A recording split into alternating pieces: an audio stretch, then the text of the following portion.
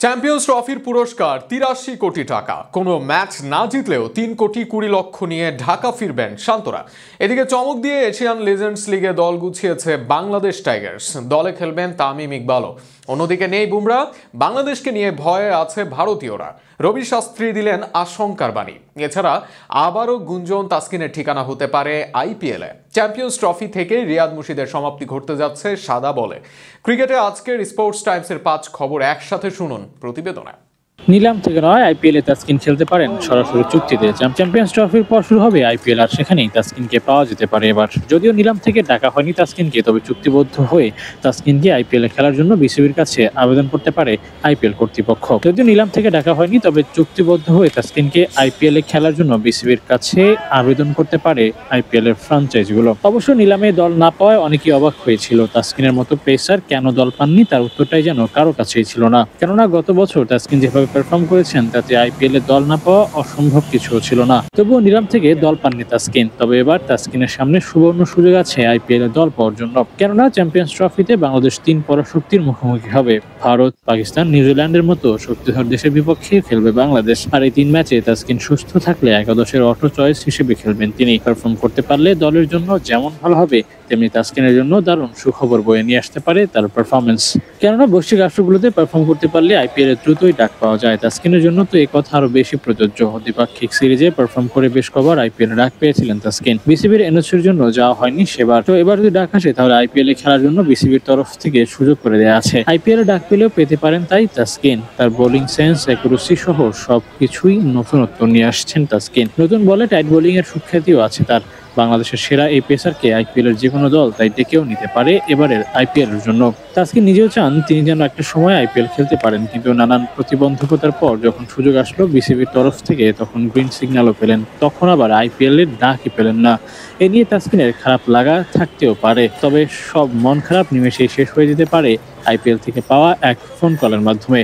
অবশ্য এজন্য তাসকিনকে পারফর্ম করতে হবে মনের মতো। ভারতের বিপক্ষে প্রথম ম্যাচে বল হাতে ভালো কিছু করতেই হবে তাকে। পাকিস্তান, নিউজিল্যান্ডের বিপক্ষেও পারফরমেন্সের বিকল্প নেই। বিপিএল এ ১২ ম্যাচে ২৫ উইকেট নিয়ে তাসকিন হয়তো ৩ ম্যাচের জন্য নিজের সর্বস্বরা দিয়ে লড়াই করবেন। ম্যাচে কন্ট্রিবিউট করার লক্ষ্য তো আছেই, আইপিএল এও হয়তো চোখ থাকবে তাসকিনের। দেখা যাক তাসকিন নিজের সেরাটা দিয়ে আইপিএল এ সুযোগ পান কিনা। এক প্লেয়ারের মূল্য দিয়ে কেনা যাবে গোটা চ্যাম্পিয়ন্স ট্রফির উইনিং টিম। শুনে অবাক হলেও হতে পারেন, তবে ঘটনা এটাই সত্য। আইপিএল এবার সর্বোচ্চ দামি খেলোয়াড় হয়েছেন ঋষভ পন্থ। ২৭ কোটি ভারতীয় রুপিতে তাকে দলে নিয়েছে লখনৌ সুপার জায়ান্টস। ঋষভের একার মূল্য দিয়েই চ্যাম্পিয়ন্স ট্রফির উইনার টিমের প্রাইজ মানি মিটিয়ে দেওয়া যাবে। শুধু মিটিয়ে দিয়েই ক্ষান্ত হবে না, প্রায় ৬,২০,০০,০০০ ইন্ডিয়ান রুপি বাকি থাকবে আরো। ক্রিকেটের পরিবর্তনের হাওয়া কত দূর গিয়ে লেগেছে তার প্রমাণ দেখতে ছোট্ট এই প্রাইজ মানির দিকে খেয়াল রাখলেই হয়, যেখানে একজন ক্রিকেটারের মূল্যের গোটা একটা টুর্নামেন্টের চ্যাম্পিয়ন দলের থেকেও বেশি। মাঝে মাঝে ক্রিকেট পাড়ায় একটা কথা ভেসে বেড়ায়, আইসিসির আয়োজিত কোনো ট্রফি জয়ের থেকে বিসিসিআই কর্তৃক আয়োজিত আইপিএল এর শিরোপা জেতা কঠিন ও রোমাঞ্চকর। কথাটির প্রমাণ বোধহয় মিলেছে চ্যাম্পিয়ন্স ট্রফি বনাম আইপিএল এর মোস্ট এক্সপেন্সিভ প্লেয়ারের দামের মাধ্যমে। আইপিএল একজন প্লেয়ার কিনতে হুমড়ি খেয়ে পড়ে ফ্রাঞ্চাইজিগুলো। কোটি কোটি টাকার বিট তো আছেই, যেন একজন ক্রিকেটারকে কিনতে পারলেই গোটা টুর্নামেন্ট জেতা যাবে। যদিও আদতে তা হয় না, তবুও ইনফর্ম একজন প্লেয়ারের দিকে আইপিএল দল মালিকগুলো বরাবরই ঝুঁকে থাকে। তবে এদিক হিসেব করলে অনেক ক্ষেত্রে কম টাকা দিচ্ছে আইসিসি। ৮ দলের এক টুর্নামেন্টে কমপক্ষে ১২০ জন প্লেয়ার পারফর্ম করবে একটা শিরোপার জন্য, আর সেই শিরোপার প্রাইজ মানিয়ে কিনা মাত্র ২০ কোটি রুপির কিছু টাকা বেশি। ক্রিকেটের আধুনিকায়নে আইপিএল যে আইসিসিকে ছাড়িয়ে গেছে তা হলফ করে বলা যায়। এতটাই এগিয়ে গেছে যে মাঝে মধ্যে আইসিসি নির্ধারিত খেলার সূচিতেও পরিবর্তন আনতে হয়। এমন সব ঘটনাও ঘটে গেছে আইপিএল এ যে প্লেয়াররা পারফর্ম করবে এজন্য ক্রিকেট বোর্ড কর্তৃক এফটিপির খেলা বাতিল করার সিদ্ধান্ত নেওয়া হয়েছে। এতে লাভ হয় ক্রিকেটারদের, লাভ হয় ক্রিকেট বোর্ডের। ক্রিকেটাররা যেমন স্কিল বাড়াতে পারে, তেমনি আর্থিকভাবেও বেশ সচ্ছল হয়। বোর্ডের প্লেয়ার সাপ্লাই তো হয়, পাশাপাশি আর্থিকভাবেও তারা লাভবান হয়। এক বাক্যে বলতে গেলে টাকার কাছে মুখ থুবড়ে পড়েছে ক্রিকেট বোর্ড থেকে শুরু করে ক্রিকেট নিয়ন্ত্রক সংস্থা আইসিসিও। এভাবে চলতে থাকলে ফ্র্যাঞ্চাইজ ক্রিকেটের দৌরত্বের মুখে পড়তে পারে আইসিসি কর্তৃক নির্ধারিত ম্যাচ ইভেন্টগুলো। অন্তত আইপিএল এর কাছে জৌলুস সারাতেই পারে আন্তর্জাতিক ক্রিকেট। দেখা যাক আইসিসি বনাম আইপিএল ম্যাচে জয় হয় কারা। Abu Naim, sports Times. Champions ট্রফিতে ভারতের বিপক্ষে প্রথম ম্যাচেই মাঠে নামতে যাচ্ছে বাংলাদেশ। আর এর আগেই ভারতের সাবেক কোচ রবি শাস্ত্রী করলেন এক মন্তব্য। তার কথা থেকে একটা ব্যাপার ক্লিয়ার হওয়া যায় যে বাংলাদেশকে নিয়ে চিন্তা করছে ভারত। নিজেদের দিনে সেরা ক্রিকেট খেলতে পারলে বাংলাদেশ যে কোনো দলকে হারানোর সক্ষমতা রাখে। আর ফরম্যাটটা যেহেতু ওয়ানডে, তাই বাংলাদেশকে হালকাভাবে নেওয়ার নেই কোনো সুযোগ। কি এমন মন্তব্য করলেন ভারতের সাবেক কোচ?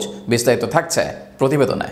চ্যাম্পিয়ন্স ট্রফিতে শুরুর দিনে ভারতের বিপক্ষে মাঠে নামছে বাংলাদেশ। এর আগে বাংলাদেশকে নিয়ে মাথা ঘামাচ্ছে ভারতের সাবেক কোচ রবি শাস্ত্রী যেন তেমনটাই বোঝাতে চাইলেন। তিনি তার দেয়া এক সাক্ষাৎকারে জানিয়েছেন, বাংলাদেশ আগে অনেকবারই ভারত পাকিস্তানকে বিপদে ফেলেছে। ভারত, পাকিস্তান, নিউজিল্যান্ড এবং বাংলাদেশ এই গ্রুপটাকে তিনি কঠিন একটি গ্রুপ বলে মন্তব্য করেছেন। রবি শাস্ত্রীর মন্তব্যে বোঝাই যায় বাংলাদেশকে ছোট করে দেখার নেই কোনো সুযোগ। তাদের নিজেদের দিনে ভারত এবং পাকিস্তানকে বিপদে ফেলতে পারেন তারা। বাংলাদেশ দলের সেই সক্ষমতা আছে। নিজেদের সেরা পারফরমেন্স উপহার দিতে পারলে ভারত এবং পাকিস্তানের বিপক্ষে জয় পাওয়া সম্ভব।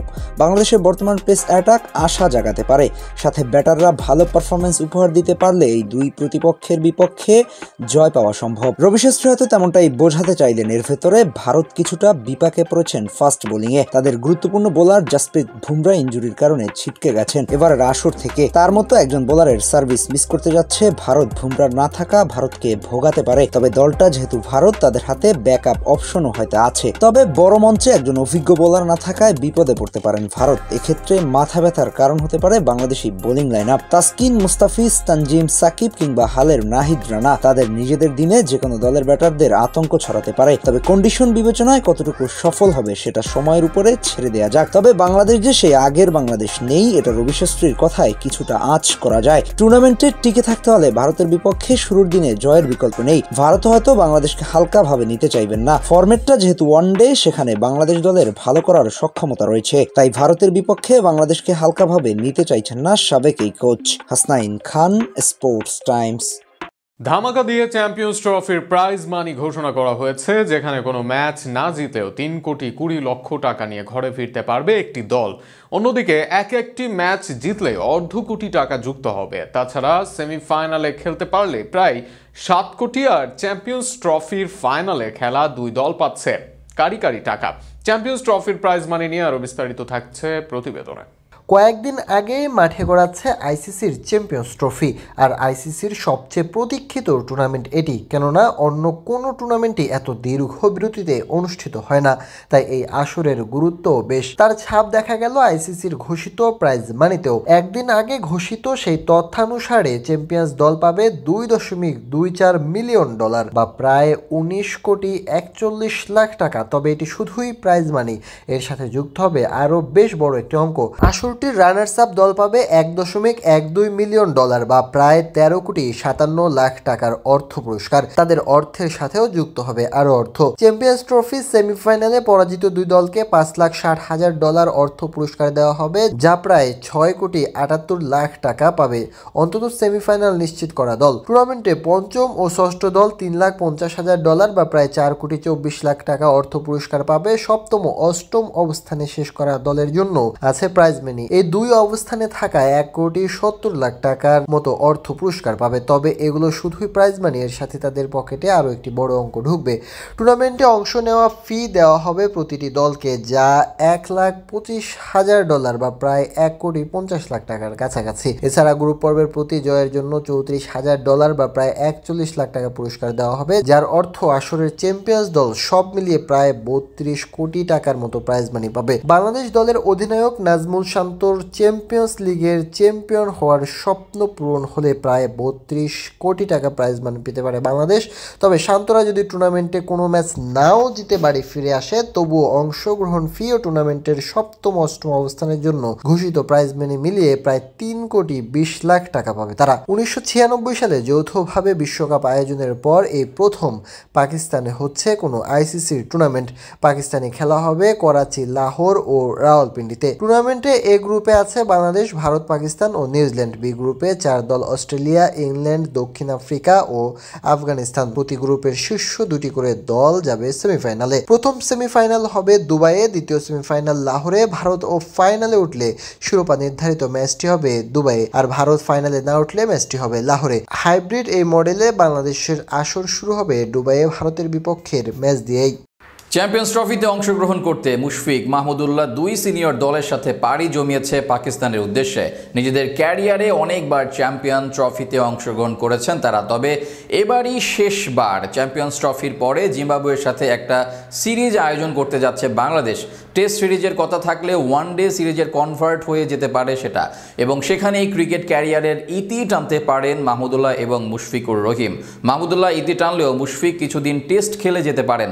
সময় এসেছে নিজেদেরকে সরিয়ে তরুণদেরকে সুযোগ করে দেওয়ার। হয়তো দেশের হয়ে তারা বড় কোনো ট্রফি জিততে পারেননি, তবে প্রজন্মের ভক্ত সমর্থকদের মন ঠিকই জিতে নিয়েছেন। তবে কি জিম্বাবুয়ে সিরিজ হতে যাচ্ছে মুশফিক মাহমুদুল্লাহর শেষ সিরিজ? বিস্তারিত থাকছে রিপোর্টে। আসন্ন চ্যাম্পিয়ন্স ট্রফি খেলতে পাকিস্তানে সফররত বাংলাদেশ দল সিনিয়র মুশফিক মাহমুদুল্লাহ দলের সঙ্গে খেলবেন এবারের চ্যাম্পিয়ন্স ট্রফিতে। গুরুত্বপূর্ণ দায়িত্ব নিতে হবে এই দুজনকে। ভারত, পাকিস্তান এবং নিউজিল্যান্ডের বিপক্ষে খেলবেন 3টি ম্যাচ। এদের বিপক্ষে ভালো করতে হলে মিডল অর্ডার এবং ফিনিশিংয়ে মুশফিক মাহমুদুল্লাহর কাঁধে থাকবে বড় দায়িত্ব। জুনিয়রদেরকে দেখাতে হবে পথ। তবে এবারই সর্বশেষ চ্যাম্পিয়ন্স ট্রফি এই দুজনের। এরপর হয়তো ক্রিকেটকে বিদায় বলবেন। সময় ফুরিয়ে এসেছে। নতুনদেরকে সুযোগ দিতে নিজেদেরকে সরিয়ে নিতে হবে বাংলাদেশ ক্রিকেট থেকে। শোনা যাচ্ছে চ্যাম্পিয়ন্স ট্রফির পরে জিম্বাবুয়ের সাথে একটি সিরিজ খেলবেন বাংলাদেশ দল। টেস্ট সিরিজ হওয়ার কথা থাকলেও কনভার্ট করে ওয়ানডে সিরিজের আয়োজন করতে পারে বিসিবি। সেখান থেকেই ক্রিকেটকে বিদায় বলবেন এই দুজন। তবে মাহমুদুল্লাহ রিয়াদের ক্যারিয়ার এখানেই শেষ। মুশফিক হয়তো কিছুদিন খেলতেও পারেন টেস্ট ক্রিকেট। শৈশবের হিরোরা একে একে ক্রিকেটকে বিদায় বলে দিচ্ছেন। যাদের খেলা দেখে প্রতিনিয়ত ক্রিকেট অনুধাবন করতে পারছিলেন দেশের মানুষ, তারা একে একে সবাই ক্রিকেটকে বিদায় বলছেন। যাওয়ার সময় ঘনিয়ে এলে যেতে হয়। নতুনদেরকে সুযোগ করে দিতে হবে বাংলাদেশ ক্রিকেটের আগামী প্রজন্মের কাছে। হয়তো তারা বড় কোনো ট্রফি জেতেননি দেশের জন্য, কিন্তু এই লাল সবুজের জার্সিতে খেলেছেন দীর্ঘদিন। তাদের নিবেদন ছোট করে দেখার কোনো সুযোগ নেই। মুশফিক মাহমুদুল্লাহ কিংবা আরো সিনিয়র যারা ক্রিকেটকে বিদায় বলে দিয়েছেন, সবাই এ প্রজন্মের মানুষের হৃদয়ে থেকে যাবে। ক্রিকেট ক্যারিয়ারে এর আগে অনেকবার চ্যাম্পিয়ন্স ট্রফিতে অংশগ্রহণ করেছিলেন এই দুই সিনিয়র। তবে এবারই শেষবার। নিজেদের মনে রাখার মতো কিছু একটা করতে চাইবেন। ভাগ্য সহায় থাকলে দেশের জন্য জিততে চাইবেন ট্রফি। তবে ট্রফি জিতুক আর নাই জিতুক, মুশফিক মাহমুদুল্লাহ বাঙালির হৃদয় জিতে নিয়েছেন। হাসনাইন খান, স্পোর্টস টাইমস। দল গঠন করলো বাংলাদেশ টাইগার্স। এশিয়ান লেজেন্ডস লিগে দলটির অধিনায়ক মোহাম্মদ আশরাফুল আর ওপেনার হিসেবে দলটি কিনেছে তামিম ইকবাল খানকে। এছাড়াও ঘরোয়া ক্রিকেটের কিংবদন্তি ব্যাটার তুষার ইমরান, পরিচিত মুখ নাইম, শফিউল, জিয়াউর ও আরিফুলদেরকে নিয়ে দল গঠন করেছে তারা। আরও বিস্তারিত থাকছে প্রতিবেদনে। দিল্লিতে অনুষ্ঠিত হলো এশিয়ান লেজেন্ডস লিগের প্লেয়ার্স ড্রাফট, যেখানে বাংলাদেশের লেজেন্ড টিমে ডাক পেয়েছেন সদ্য BPL champion captain Tamim Iqbal Khan. দলটির অধিনায়ক আশরাফুল হলেও বেশ কিছু কম বয়সী ক্রিকেটারদেরও দেখা যাবে এই লিজেন্ডস লিগে বাংলাদেশের একাদশে। তাদের মধ্যে অনেক খেলোয়াড়ই খেলেছেন এবারের বাংলাদেশ প্রিমিয়ার লিগ অর্থাৎ বিপিএল। সদ্য সমাপ্ত বিপিএলে তামিমের অধিনায়কত্বে চ্যাম্পিয়ন হয়েছে ফরচুন বরিশাল। সেই টুর্নামেন্ট চলার সময়ই এই ওপেনার জানিয়ে দেন আন্তর্জাতিক ক্রিকেটে আর ফিরছেন না তিনি। তখন জানিয়েছিলেন ঘরোয়া ক্রিকেটের পাশাপাশি বিশ্বের বিভিন্ন লেজেন্ডস লিগে খেলবেন তিনি। টুর্নামেন্টের ড্রাফট হয়েছে দিল্লিতে, সেখানেই তামিমকে দলে ফিরিয়েছে বাংলাদেশ টাইগার্স। এই দলটির প্রধান কোচ দক্ষিণ আফ্রিকার সাবেক অধিনায়ক হার্শেল গিবস। বাংলাদেশ টাইগার্স ছাড়াও টুর্নামেন্টের অন্য দলগুলো হলো Indian Royals, Sri Lankan Lions, Afghanistan Pathans এবং এশিয়ান স্টার্স। এছাড়াও আফগানিস্তানের দায়িত্ব শিবনারায়ণ চন্দ্রপুল এবং এশিয়ান স্টার্স দায়িত্ব সামলাবেন মারভান আতাপাত্ত। আগামী 10ই মার্চ টুর্নামেন্টের উদ্বোধনী ম্যাচে আফগানিস্তান পাঠানসদের বিপক্ষে খেলবে এশিয়ান স্টার্স। একই দিনে পরের ম্যাচে বাংলাদেশ টাইগার্সের বিপক্ষে লড়বে ইন্ডিয়ান রয়্যালস।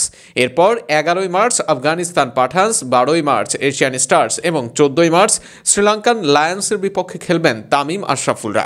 দুটি করে এলিমিনেটর ও কোয়ালিফায়ার শেষে 18 মার্চ হবে ফাইনাল। বাংলাদেশ টাইগার্সের অধিনায়কত্ব করবেন সদ্য শেষ হওয়া বিপিএলে রংপুর রাইডার্সের ব্যাটিং কোচ মোহাম্মদ আশরাফুল। এছাড়াও সবচেয়ে আলোচিত নাম তামিম ইকবাল। এবারের বিপিএলে খেলেছেন নাইম ইসলাম, আরিফুল হক, জিয়াউর রহমান, শফিউলরা। তারা প্রত্যেকেই আছেন লিজেন্ডস লিগে। বাংলাদেশ টাইগার্সের স্কোয়াডে এছাড়াও পরিচিত মুখ শোভাগত হোম, তুষার ইমরান, ধীমান ঘোষ, মেহেদি মারুফ, আবুল হাসান রাজু খেলবেন তামিমদের দলে।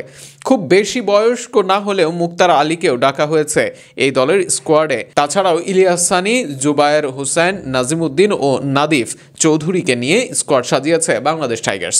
আগামী মাসের 10 তারিখ মাঠে গড়াবে এই টুর্নামেন্ট।